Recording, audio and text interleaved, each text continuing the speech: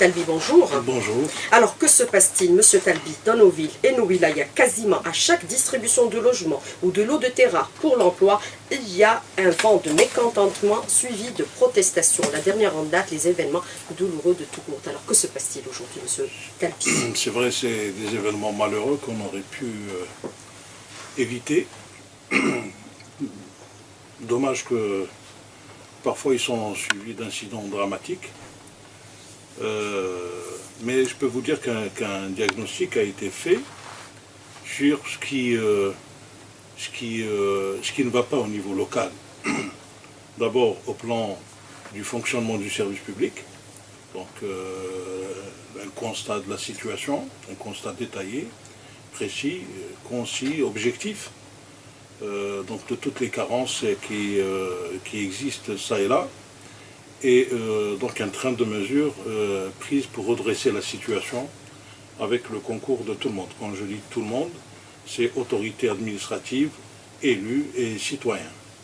Donc il est vrai qu'on a assisté ces derniers temps à quelques événements récurrents à l'occasion de distribution de logements, à l'occasion de branchement du bénéfice de certaines prestations, raccordement en gaz, raccordement en eau potable, routes, etc. Et comme c'est le cas à Tougourt, donc un problème de distribution de l'eau de terrain qui n'aurait pas dû se poser de cette façon. Alors, on aurait pu les éviter. Comment les éviter? Puisque vous avez aujourd'hui certains qui dénoncent un manque de transparence, une opacité dans la gestion des affaires locales, de ces dossiers par les responsables locaux. On parle aussi de passe-droit, de favoritisme. Vous parlez d'un état des lieux qui est en cours actuellement. Pour pouvoir agir, est-ce qu'on connaît où réside le problème? L'état des lieux est fait. L'état des lieux est là. Des mesures sont engagées déjà. Et, quelles mesures, Monsieur Talbi?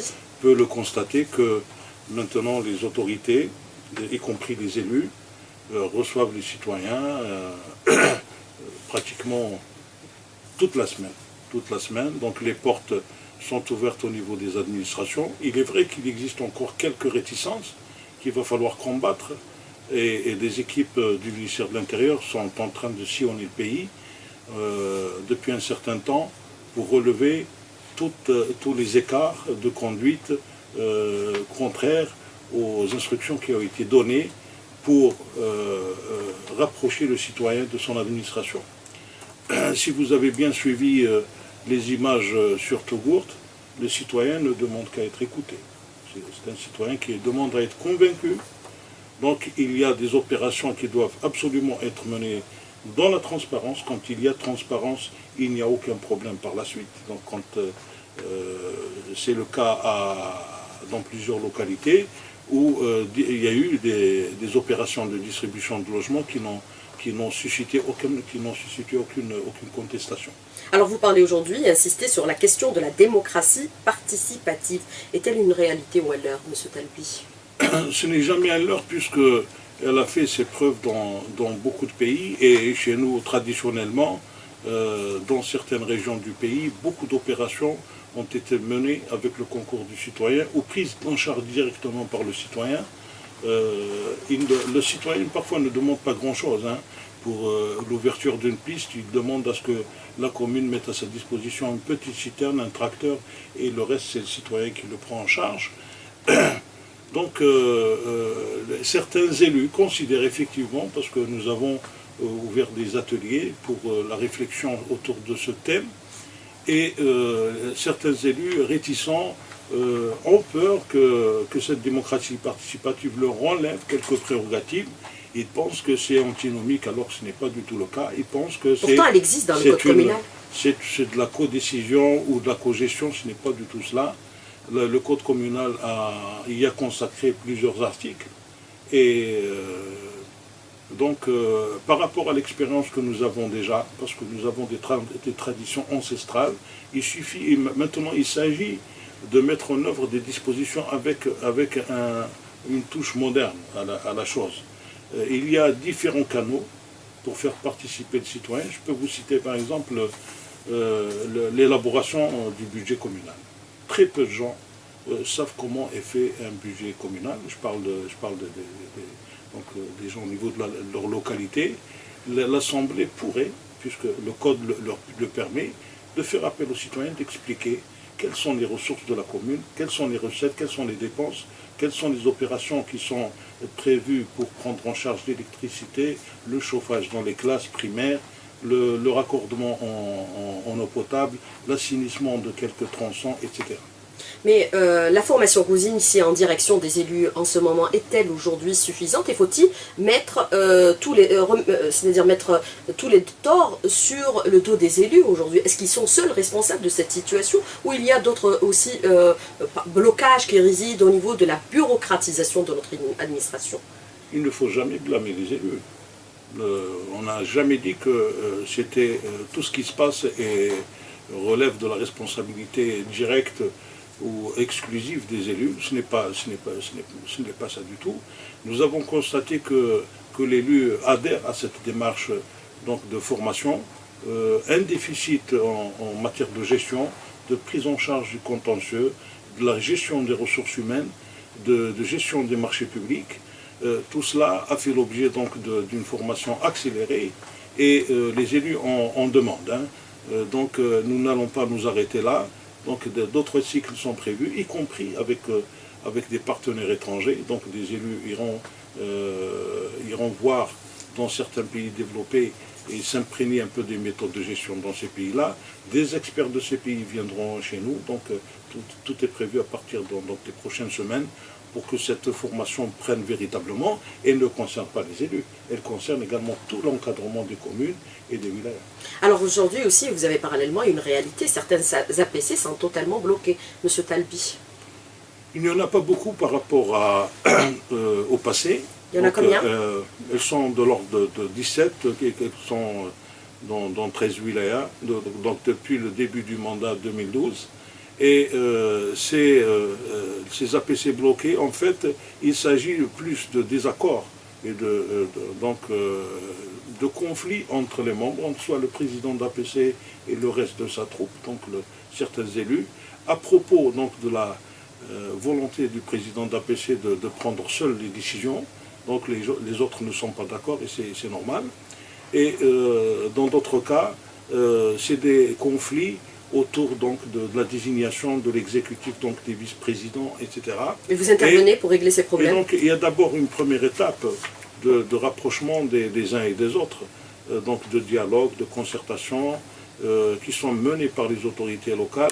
Et quand il n'y a vraiment aucune issue à ce dialogue, ça ne débouche sur rien du tout, les gens campent sur leur position. Le code communal permet au wali effectivement de mettre en œuvre une disposition qui lui permet de se substituer donc, à l'organe délibérant, en désignant soit le chef de daïra pour prendre en charge la gestion courante de la commune, ou un administrateur ou un secrétaire général. Alors justement, on parle beaucoup de cette question de démocratie participative, impliquer le citoyen dans la gestion de sa cité. On parle aussi de la modernisation de l'administration, notamment en ce qui concerne le volet état civil. Est-ce qu'on est en train de prendre en charge toutes les préoccupations qui concernent en premier lieu les citoyens, parce que le premier vis-à-vis, c'est la commune? Je disais tout au début qu'un constat avait été fait pour voir quels sont les voies et moyens pour redresser la situation.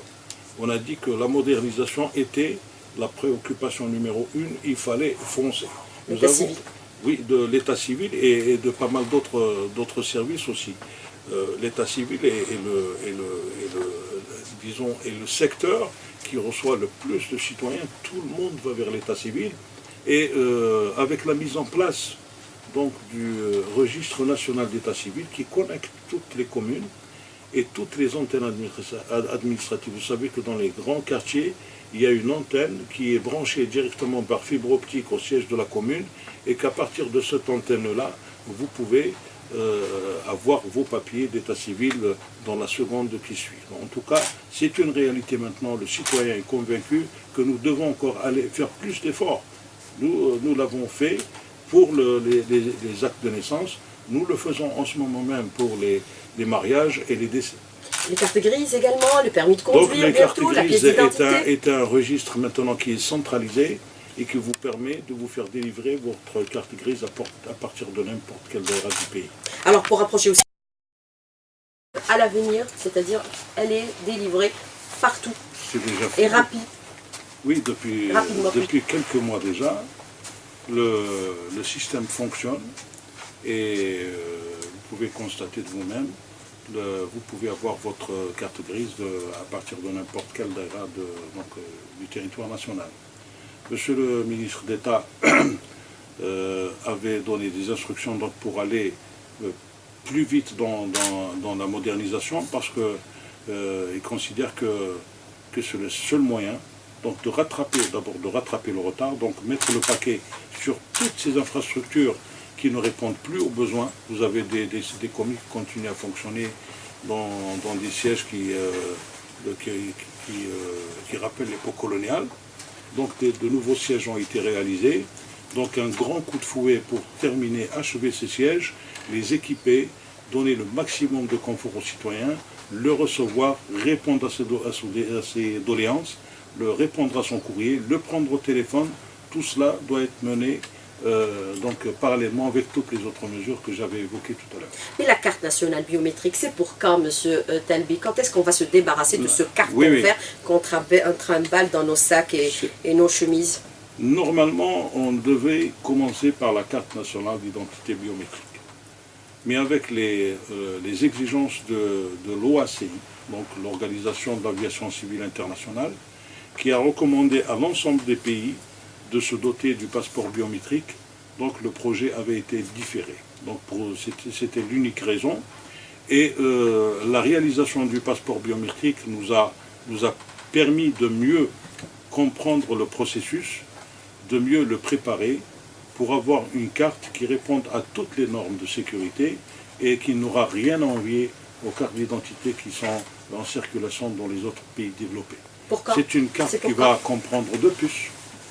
Donc double puce, une puce pour l'identité de la personne, donc ses empreintes, et une autre puce qui va regrouper tous les autres éléments d'information comme la nationalité, le groupe sanguin, le numéro d'identification, etc., qui permettra aux citoyens de ne plus s'adresser à n'importe quelle autre administration. La carte, avec ces puces, suffit à ne plus avoir d'autres papiers. Vous aurez juste une petite carte en polycarbonate que vous aurez dans votre poche ou dans votre porte-monnaie et ça vous suffira. La question, c'est pour quand, M. Talbi?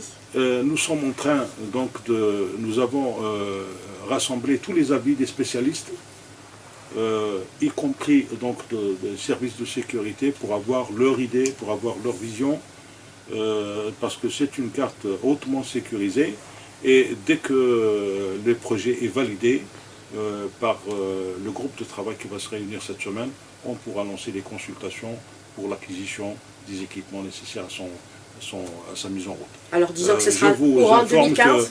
Que nous avons un deuxième centre biométrique à La Rouate qui est en voie d'achèvement, qui sera totalement équipé de la même façon que celui qui existe à Alger, Al-Hamiz.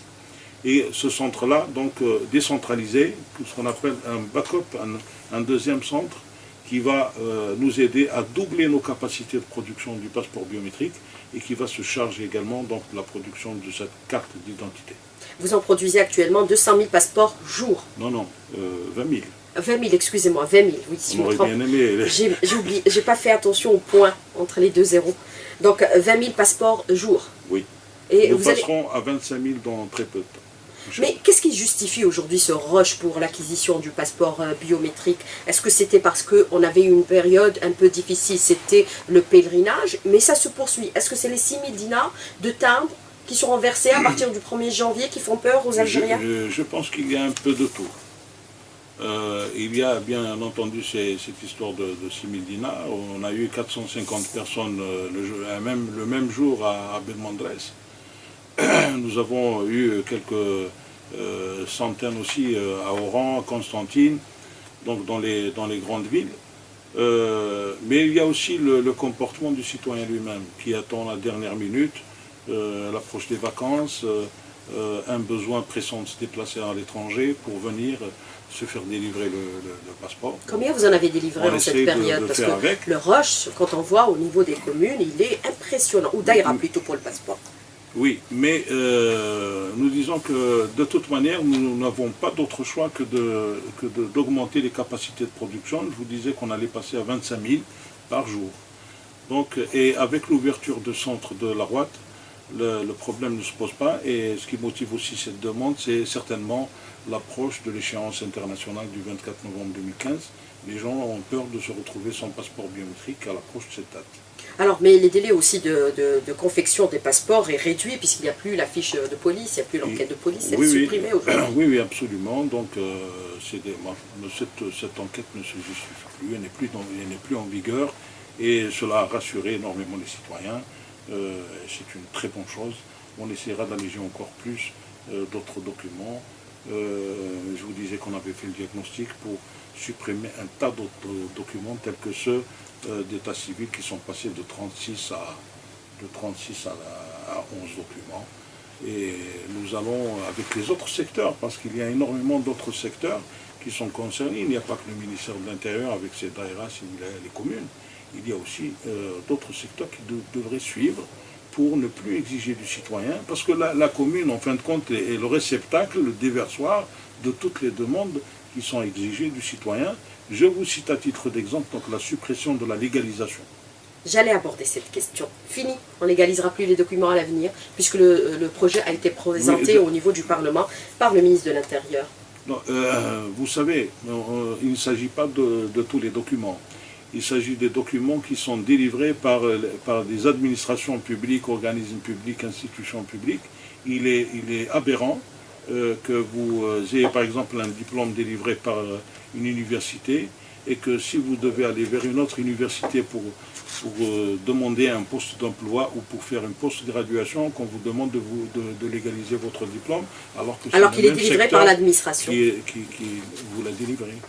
Alors, autre question, préoccupation, pour un peu essayer d'aller vers une gestion beaucoup plus rationnelle au niveau local, il y a aussi cette question qui est souvent soulevée par les élus qui parlent un peu de richesse ou de pauvreté de certaines APC. Cela dépend, certaines sont quasiment dépourvues de moyens. Est-ce que cette question de fiscalité locale est revue aujourd'hui, M. Talbi? Oui, pour assurer cette équité, équilibre régional, que toutes les villes se développent en même temps en Algérie. C'est vrai, mais ce problème ne concerne pas uniquement, exclusivement la fiscalité. Il y a tous ces projets de proximité qu'il va falloir prendre en charge. Donc, je vous citerai à titre d'exemple les plans communaux de développement qui sont des programmes extrêmement intéressants pour les citoyens parce qu'il s'agit de petites opérations qui concernent donc les écoles, qui concernent la route, l'éclairage, le revêtement de la chaussée, les nids de poules, les crevasses sur la chaussée qui font énormément de dégâts aux citoyens. Toutes ces choses-là qui empoisonnent quotidiennement la vie du citoyen par rapport à l'eau potable, par rapport à l'assainissement, par rapport aux avaloirs, par rapport à tout cela, et que le ministère de l'Intérieur a réussi avec l'accord du gouvernement d'augmenter la cagnotte, donc de 62 milliards de dinars qui étaient initialement octroyés pour les communes. Nous sommes passés à 100 milliards de dinars, soit 61% d'augmentation, ce qui fait le bonheur actuellement donc, de nos communes. Mais est-ce que vous serez très regardant sur la question de la gestion de ces deniers publics, puisque nous savons au niveau des communes que vous avez citées tout à l'heure qui sont bloquées, les 17 à travers le territoire national, beaucoup d'élus sont poursuivis en justice. Donc d'abord, heureusement qu'il n'y a que 17, mais pour nous, ça pose problème. Parce qu'on parle de démocratie participative et il faudrait que le citoyen ait confiance avant tout en ses élus. Or, si je dois répondre à votre question concernant les élus suspendus, le chiffre est important. Bon, vous me direz, moi je dirais que par rapport aux 29 000 élus existants, 220, je ne sais pas exactement combien cela représente. Ils sont suspendus, 220. 220 suspendus, dont 45 présidents d'APC. Donc parmi les 45, parmi les 220 qui ont été suspendus, il y a les 45 présidents suspendus, 43 ont été réintégrés parce qu'ils ont bénéficié de non-lieux où la justice les a blanchis. Et je dois dire qu'il y a eu quand même 18 exclusions pour des jugements définitifs, des arrêts, des juridictions définitives. La justice a tranché et donc ces élus ont été remplacés. Alors,